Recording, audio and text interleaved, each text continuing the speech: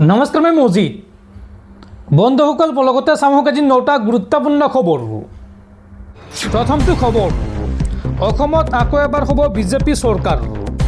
তৃতীয়বাৰৰ বাবে নিৰংকুশ সংখ্যাগৰিষ্ঠতাৰে চৰকাৰ গঠন কৰিব বিজেপিয়ে। আৰু এইবাৰ আমি 90খনতকৈ অধিক আসন পাম। গুৱাহাটীত নিৰ্বাচনী প্ৰচাৰ চলাই এই মন্তব্য কেন্দ্ৰীয় গৃহমন্ত্ৰী অমিত শ্বাহৰ। পৰৱৰ্তী খবৰ, মুখ্যমন্ত্ৰী হিমন্ত বিশ্ব শৰ্মাৰ সৈতে দীঘলীয়া টেলিফোনিক বাৰ্তালাপৰ কথা অস্বীকাৰ বিধায়ক অখিল গগৈৰ। টেলিফোনিক বাৰ্তালাপৰ প্ৰমাণ দিব পৰাজনক পুৰস্কৃত কৰিব বিধায়ক অখিল গগৈয়ে। এয়া এক কল্প কাহিনী, এই মন্তব্য বিধায়ক অখিল গগৈৰ। উল্লেখযোগ্য যে বিগত দুদিনৰ পৰা ৰাজ্যৰ একাংশ সংবাদ মাধ্যমে প্ৰচাৰ কৰিছিল বা বাতৰি পৰিৱেশন কৰিছিল যে নিশা মুখ্যমন্ত্ৰীৰ সৈতে অখিল গগৈয়ে ৰহস্যজনকভাৱে দীঘলীয়া বাৰ্তালাপ কৰিছে। কিন্তু দুজনৰ এজনৰ এই সন্দৰ্ভত মুখ খুলিব বিচৰা নাই। এই সন্দৰ্ভত আজি স্পষ্টীকৰণ দিছে বিধায়ক অখিল গগৈয়ে। অখিল গগৈয়ে কয়, এয়া এক কল্প কাহিনী। পৰৱৰ্তী খবৰ, নিৰ্বাচনৰ পূৰ্বে যোৰহাটত ৰহস্যজনক বিস্ফোৰণ। এই ভয়ংকৰ বিস্ফোৰণত মৃত্যু হৈছে পিতা পুত্ৰৰ আৰু গুৰুতৰভাৱে আহত হৈছে শিশু কন্যা। যোৰহাট জিলাৰ ৰাজা মৈদাম নিউ কলনীৰ এটা ভাড়াঘৰত সংঘটিত হোৱা শক্তিশালী বিস্ফোৰণত দুজন লোকৰ মৃত্যু হৈছে। মৃত দুজনক মহম্মদ ইকবাল আৰু নুৰ মহম্মদ বুলি চিনাক্ত কৰা হৈছে। এই বিস্ফোৰণত আন এজন গুৰুতৰভাৱে আহত হৈছে। এই ঘটনাৰ ফলত অঞ্চলটোত আতংকই বিৰাজ কৰিছে। বাতৰি অনুসৰি ভাড়াঘৰৰ ভিতৰত সংঘটিত হোৱা এই বিস্ফোৰণত নুৰ মহম্মদ থিতাতে নিহত হয়। আৰু এই বিস্ফোৰণৰ প্ৰভাৱ ইমানেই ভয়াৱহ আছিল যে ভুক্তভোগীৰ মৃতদেহ ছিন্ন ভিন্ন হৈ পৰিছিল। এই ঘটনাত মৃত লোকজনৰ 2 সন্তান, এজন 8 বছৰীয়া পুত্ৰ মহম্মদ ইকবাল আৰু এগৰাকী 7 বছৰীয়া কন্যা গুৰুতৰভাৱে আহত হয় আৰু ততাতৈয়াকৈ তেওঁলোকক চিকিৎসাৰ বাবে যোৰহাট চিকিৎসা মহাবিদ্যালয় হাস্পতাললৈ প্ৰেৰণ কৰা হয়। কিন্তু পিছত 8 বছৰীয়া ল'ৰাটোৱে চিকিৎসাৰ সময়তে আঘাতপ্ৰাপ্ত অৱস্থাত হাস্পতালত মৃত্যুক সাৱটি লয় আৰু 7 বছৰীয়া ছোৱালীজনীৰ অৱস্থা সংকটজনক বুলি জানিব পৰা গৈছে। ঘটনাৰ পিছতে এটা আৰক্ষীৰ দল ঘটনাস্থলীত উপস্থিত হৈ তদন্ত আৰম্ভ কৰিছে। এই বিস্ফোৰণৰ সঠিক কাৰণ এতিয়াও জানিব পৰা হোৱা নাই। এই ঘটনাই স্থানীয় অঞ্চলটোত ভয় আৰু উত্তেজনাৰ পৰিৱেশৰ সৃষ্টি কৰিছে। কৰ্তৃপক্ষই বিস্ফোৰণৰ কাৰণ উদ্ঘাটনৰ বাবে তদন্ত অব্যাহত ৰাখিছে। দৰ্শকসকল, আৰু বহুতো গুৰুত্বপূৰ্ণ খবৰ আছে। তাৰ আগতে আপোনাক জনাওঁ যে যদি আপুনি এতিয়ালৈকে এইটো ভিডিঅ'ত লাইক কৰা নাই তেন্তে এতিয়াই ভিডিঅ'টোত লাইক কৰি দিয়ক। আৰু এনেকুৱা ধৰণৰ ভিডিঅ'সমূহ নিতৌ চাবলৈ চেনেলটো ছাবস্ক্ৰাইব কৰি কাষত থকা বেল আইকনটো প্ৰেছ কৰি ৰাখক। পৰৱৰ্তী খবৰ, বিশ্বক শান্তিত থাকিবলৈ নিদিয়ে আমেৰিকাৰ ৰাষ্ট্ৰপতি ডনাল্ড ট্ৰাম্পে। ইৰাণ যুদ্ধৰ বিভীষিকাৰ মাজতে ট্ৰাম্পৰ ভয় লগা ঘোষণা। আমেৰিকাৰ পৰৱৰ্তী নম্বৰ কিউবা।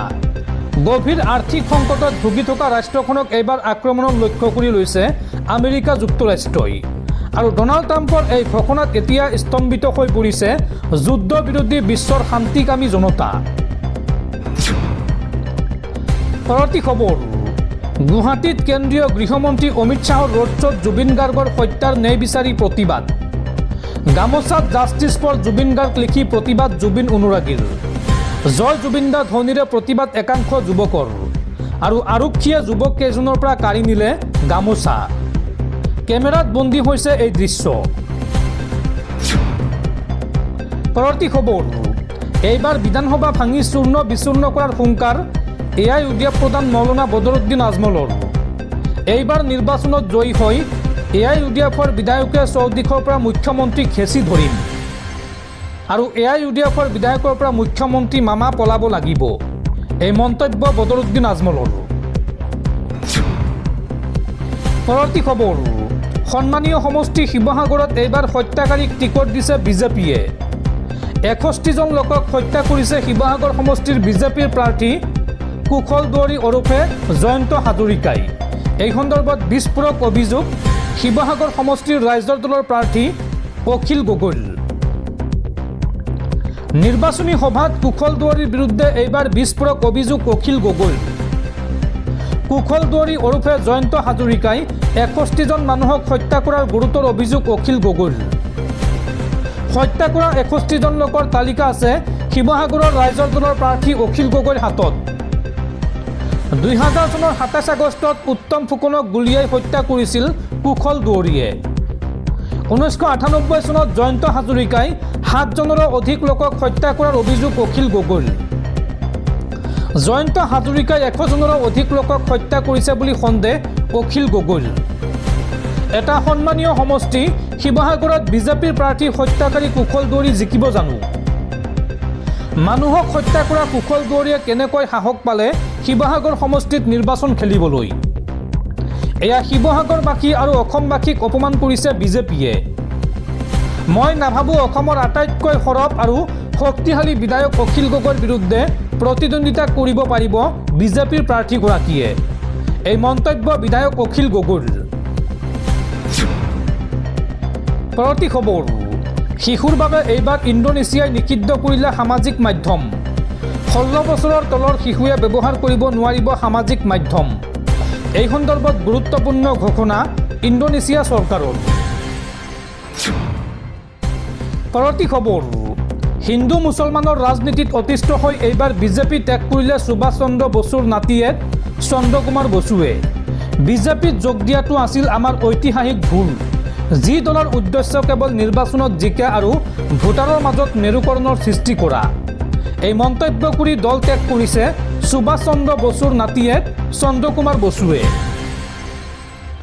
হিন্দু মুছলমানৰ ৰাজনীতিত অতিষ্ঠ হৈ এইবাৰ বিজেপি ত্যাগ কৰিলে সুভাষ চন্দ্ৰ বসুৰ নাতিয়েকে। বিস্ফোৰক পোষ্ট লিখি বিজেপি ত্যাগ কৰিলে চন্দ্ৰ কুমাৰ বসুৱে। বিজেপিত যোগ দিয়াটো আছিল আমাৰ ঐতিহাসিক ভুল আৰু এই ভুল মই সময়ত উপলব্ধি কৰিবলৈ সক্ষম হ'লোঁ। যি দলৰ উদ্দেশ্য কেৱল নিৰ্বাচন জিকা আৰু ভোটাৰৰ মাজত মেৰুকৰণৰ সৃষ্টি কৰা। দেশৰ ভোটাৰৰ মাজত সাম্প্ৰদায়িক বিভাজন ঘটোৱাই এই দলৰ লক্ষ্য। এয়া মোৰ বাবে সহনশীল নহয় আৰু হ'ব নোৱাৰে। দেশ ধ্বংস কৰিব বিচৰা বিভাজনকাৰী শক্তিক আমি পৰাস্ত কৰিব লাগিব। পশ্চিমবংগৰ বিজেপি নেতা চন্দ্ৰ কুমাৰ বসুৰ এই মন্তব্য। এই মন্তব্য কৰি দল ত্যাগ কৰিছে সুভাষ চন্দ্ৰ বসুৰ নাতিয়েক চন্দ্ৰ কুমাৰ বসুৱে। পৰৱৰ্তী খবৰ, অসমত বিজেপি চৰকাৰ যাওঁ যাওঁ অৱস্থা। সেয়ে আছাদুদ্দিন ওৱেইছিক অসমলৈ আনিছে। বিপদত পৰিলে হিমন্ত বিশ্ব শৰ্মাই লগে লগে আজমললৈ ফোন কৰে। এই মন্তব্য APCCৰ সভাপতি গৌৰৱ গগৈৰ। পৰৱৰ্তী খবৰ, আজিলৈকে অসম বাংলাদেশ সীমান্ত সম্পূৰ্ণৰূপে চিল নহ'ল। দুৱাৰ উন্মুক্ত কৰি ৰাখি কাঠফুলাবোৰ সুমুৱাই পাছত হাড় ভাঙিম ভৰি ভাঙিম কৰি থাকিলে বিদেশী মুক্ত হ'ব নেকি?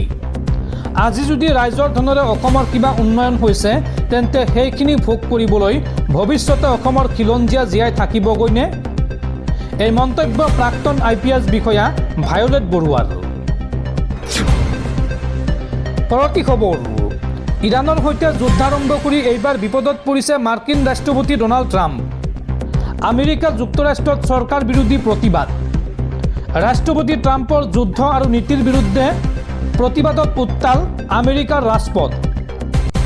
আমেৰিকা যুক্তৰাষ্ট্ৰৰ ৰাষ্ট্ৰপতি ডনাল্ড ট্ৰাম্পৰ শেহতীয়া যুদ্ধনীতি আৰু প্ৰশাসনিক কাৰ্যসূচীৰ বিৰুদ্ধে সমগ্ৰ দেশজুৰি এক বিশাল প্ৰতিবাদৰ সূচনা হ'বলৈ গৈ আছে।